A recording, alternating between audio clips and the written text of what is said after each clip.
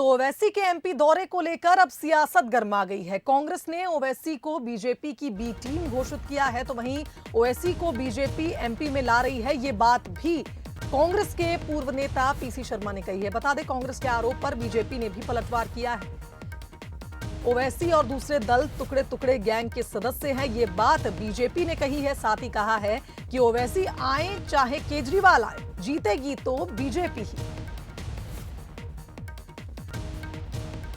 जानती है ओबीसी सब ये भाजपा की बी टीम है, सब उनको वो ले के ला रहे हैं, लेकिन कुछ नहीं होगा। ये वो एक गाना था कि पब्लिक है, ये सब जानती है। इसलिए विजय कांग्रेस और कांग्रेस के प्रत्याशी होगी। स्वागत है ओबीसी जी का। और मध्य प्रदेश की जनता भली भांति जानती है कि ओबीसी किस तरह से विभाजन की राजनीति करते हैं और बाकी के दल किस तरह से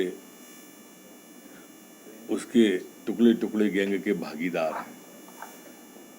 मित्रों, स्पष्ट रूप से मन बना चुकी है जनता भारतीय जनता पार्टी को जिताने का।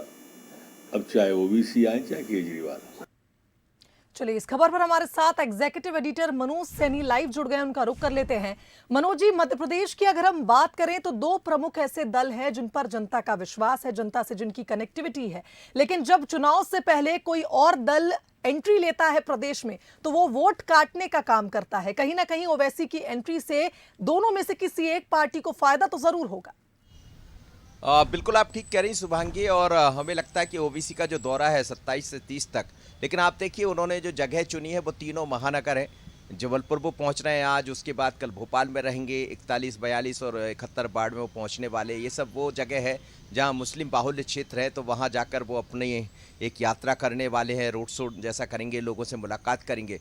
तो अब इसका असर किस पर पड़ेगा? सीधी सी बात है कि इसका असर कहीं ना कहीं कांग्रेस पर ही पड़ेगा कि जो वोट कांग्रेस के खाते में जाना चाहिए वो कहीं और जाएंगे यदि उनके जो भी प्रतिनिधि है उनको मिलते प्रत्याशी को। इसी तरह यदि वो इंदौर जा रहे हैं तो इंदौर में भी वही होने वाला है। इंदौर में भी वो खजराना या चंदन नगर ऐसे स्थानों पर जाने वाले, ये सब वही क्षेत्र है जो मुस्लिम बाहुल्य है।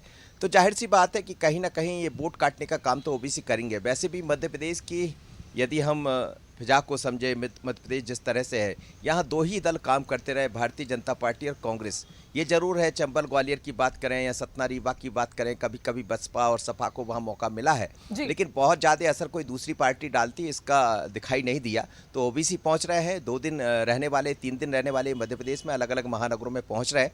अब इसका असर सीधे तौर पर देखा जाए तो इसका लाभ बीजेपी को तो मिलेगा, क्योंकि वो वोट काटेंगे। और कहा भी जाता कि वोट कटवा का काम वो करते रहे हैं, उन्हें बी टीम भी कहा जाता, पर ऐसा भी नहीं है कि वो बी टीम के रूप में काम करते। वो भी अपना एक ये कहा जाए संपर्क बढ़ाना चाहते हैं, अलग अलग राज्यों में अपनी पार्टी को खड़ा करना चाहते हैं। अब किस पर कितना असर होगा ये देखना होगा, लेकिन ओबीसी को लेकर दोनों ही तरफ से, चाहे पार्टी बीजेपी की बात करें या कांग्रेस की बात करें, दोनों ही उन पर सवाल खड़े कर रहे हैं। बिल्कुल सही कहा मनोज जी आपने, बहुत धन्यवाद तमाम बातचीत के लिए। तो देखिए, ओवैसी के एमपी दौरे से कहीं ना कहीं दोनों पार्टियों में से किसी एक पार्टी को ज्यादा फायदा तो मिलेगा ही।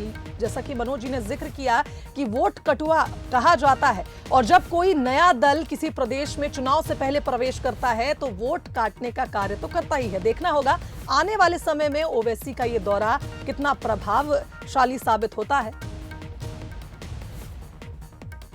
तो कांग्रेस ने ओवैसी को बीजेपी की बी टीम घोषित कर दिया है, लेकिन बीजेपी ने साफ कह दिया है कि ओवैसी आए चाहे केजरीवाल आए, जीतेगी तो बीजेपी ही।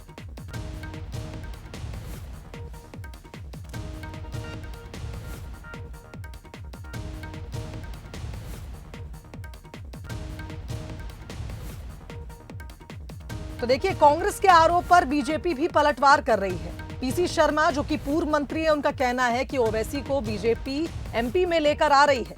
कहीं ना कहीं पीसी शर्मा ने नाराजगी जाहिर की है कि ओवैसी के आने से वे खुश नहीं है, लेकिन बीजेपी ने भी पलटवार किया और सीधे कह दिया कि ओवैसी और दूसरे दल टुकड़े टुकड़े गैंग के सदस्य हैं।